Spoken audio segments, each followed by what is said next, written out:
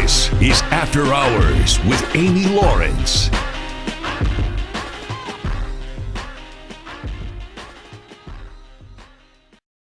Earlier on Thursday, I had a chance to catch up with the only other five-time Olympian representing the U.S. in the pool. Michael Phelps will be the first male. Dara Torres was the first for America, and she had her last Olympics in Beijing in 2008. An amazing woman. I had a chance to meet her and work with her through a couple of different panels, and we've crossed paths, and she agreed to talk about her experience with the Olympics. And so she's on the East Coast getting ready for Rio. So I spoke to her a few hours ago to accommodate her schedule, and I started out by asking her how excited she was to be going to another Olympics, though this time she's going as an ambassador, as an analyst for Westwood One, and taking her family with her. Yeah, I'm really excited to go. My daughter couldn't be happier. She got asked to participate with a program with McDonald's that they fly in 100 kids from around the world, and they participate in opening ceremonies if they're through the ages between 8 and 12, and she's 10. So she's very excited. I'm going on behalf of Westwood One Radio to call the swimming races, do the color commentating, which is new for me because I'm used to doing TV, not radio. So I have to remember that the audience can't see what I'm saying, So, this would be interesting. But I'm excited. I'm up for the challenge, and I'm excited to get to Rio. In the last few days, and really last couple of weeks, Dara, it seems like most of the coverage in advance of Rio is negative. There's been some talk about the Zika virus, though that may be the popular topic. But there was a huge New York Times column that came out highlighting how toxic the waters are in Rio, and even referring to garbage and human waste in some of the waters where events will be taking place. Now, you were a swimmer, so what's your reaction when you see and hear some of these storylines heading into the games? I feel bad for the athletes that have to deal with this. They're trying to focus on their events, and this is the biggest event of their life, and to have all these sort of sidetracks is just not a good thing for them. But at least for the U.S. contingency, I know that the national governing bodies, hopefully take all this into consideration. I mean, they have in the past. They bring trunks of food. USA Swimming's done that before. They bring food, water, anything that we need. So hopefully these stories are exaggerated and not as bad as they say, and hopefully the athletes can just concentrate on the task at hand. You participated in 5 different Olympic Games. I'm sure it was not quite the same for everyone, but how much were you assimilated into the local culture, and how much did you have a chance to sample the culture that was around you when you weren't competing? It just depended. I mean, swimming is always the first week, so the second week we had off, and then we'd go and explore and go sightseeing and do stuff like that. But and I remember one Olympics in Seoul, Korea in '88. It was when the North and South was really divided, and they had the DMZ, and they actually had guards with machetes, like standing outside our Olympic Village. So if we went outside the village, we weren't allowed to go by ourselves. We had to go with a guard with a gun, and that was a little disturbing. But so I've been to 5 of them, and each one has had a different experience. And I don't think there's been one Olympic Games where you go and everything's just on target and there's no issues. There's always issues, but again, I'm just hoping that they're greatly exaggerated. It's After Hours with Amy Lawrence on CBS Sports Radio. We're just a few days away from the opening ceremonies in Rio. Swimming is one of the early events that dominates that first week. And Dara Torres, a veteran of 5 Olympic Games, will be there as both an analyst and an ambassador. So, Dara, over your time as a competing Olympian, what was the biggest challenge when you traveled to games that were outside the United States? Well, there was only one that I went to that wasn't, there was only one in the United States that I went to, and the rest were all out of the country. And, the national governing bodies for the United States do such a good job of trying to get you acclimated. I mean, for example, when we went to Beijing, the trials were in Omaha. Then we went to Stanford and trained out in California, and then we went on to Singapore, which was the same time zone as Beijing for a training camp, and then on to Beijing. So they really try to sort of acclimate you and not all of a sudden just go over there and be like, all right, get used to this time zone. But, for those of the athletes, from the United States, the time change isn't that different. In the East Coast, it's only an hour. So I believe the West Coast is 4 hours. So it's not too bad. Michael Phelps is matching you as the second U.S. swimmer, first on the men's side to ever compete in a fifth Olympic Games. And he has said this is really important to him.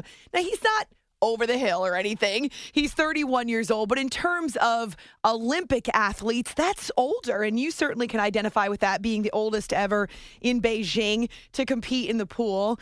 What type of obstacles come along with that when you get later in your career? I think the biggest challenge is recovery, and you can see a difference. I mean, first of all, his physique looks the best I've ever seen it look, and even when he won those 8 gold medals in 2008. But recovery is a big factor, and in 2008, he would just get out of an event, go warm down, go to his next event, do 3 events in one night. And you're like, how does he do that? Like, I don't even when I was in my prime, I couldn't do 3 events in one night. So I don't know how he does it, but you can tell that he doesn't have that recovery that he had as a kid, and that's just that happens naturally. It's just age, but he's still incredible, and I think he's going to do some awesome things out in Rio. On my show, I was recently sharing this blog post from American rower Megan Calmo, who was responding to some of the negative talk about the water in Rio. And she wrote in her blog, "I would swim through crap for you, America." I'm paraphrasing, but really speaking to her pride in wearing the red, white, and blue and representing the United States in the Olympics. I know this is a difficult question. It's the power question here, how you make the $1 million. But Dara, how would you describe, if you can, what it feels like to represent your nation in the Olympics? It's really an indescribable feeling unless you're there doing it. I mean, you train your whole entire life. I mean, people think, oh, yeah, they train for 4 years for Olympic Games, but it's really your whole life that you're training. And, you're there and I'll never forget my first Olympics, and they gave you these shopping carts, and they had a big, almost like a huge room or convention center room set up, and you go to each station, you get all your apparel and, shoes and everything with USA on it, and some this is spelled out United States of America, and it's like you get the chills knowing that you're there representing the United States and your country, and it's a very humbling yet rewarding feeling knowing that you're there representing the U.S. I mean, to me, the United States is the greatest country in the world, so I mean, I know I'm a little biased, but it's an incredible feeling. And what about when you are on the podium and you get to hear the national anthem play? For me, every time that national anthem played, I felt like my heart was beating out of my chest. And then it's funny because you know the words, and then when you're up there, you're like, oh my gosh, because you're so nervous and you're excited, and you got all these emotions going through you. And it's so funny because they actually give you the words of the national anthem, because I think some people get so nervous they forget what the words are when it's playing. So it's an incredible feeling. It's something that, like I said, is just indescribable unless you're up there with that medal around your neck and the anthem playing and the flag rising. After devoting so much of your life to the training and the competing, especially at the highest level, the Olympics, do you ever miss it? When I went to Olympic trials, that was a true tale sign for me, because my whole entire life, from my first Olympics until, my 6 trials where I missed the team by 9/100ths in 2012, I've always, I'm at the pool, and if I'm not in an event or not swimming that day, I want to be in there and I want to be competing. But when I went to trials a few weeks ago, I was like, I'm good. I don't need to be in the water. Let them do it. And that was like the first time, I think, in my whole entire life that I'm like, okay, I'm really done. We're spending a few minutes with Dara Torres, a veteran of 5 Olympics and has a dozen medals over her time as a swimmer for the United States. It's After Hours with Amy Lawrence on CBS Sports Radio. I know that you were at the trials, and so you interacted with a bunch of the athletes, and you're going to Rio yourself as an analyst and taking your family with you. It's a different climate than, say, the first time that you competed in the Olympics. In our country and around the world, there is a constant threat of terror attacks. So how seriously are you taking it, and how much of a concern is that for the athletes and their families? Well, I'm hoping with the way things have changed over the last several years that Rio will up its security and be prepared for something if something were to happen. But I'm taking precautions too. I've hired a security guard or / bodyguard to hang out with my daughter and husband and I while we're over there, because, that makes me real nervous. And, they may see something happening in the background or in front of us that I might not notice as I'm walking, and, will protect us. So it does make me nervous, and I'm definitely taking precautions, but I'm hoping that at an event as wonderful as the Olympic Games, and those 5 Olympic rings represent each continent, that you come together and hopefully there's some peace.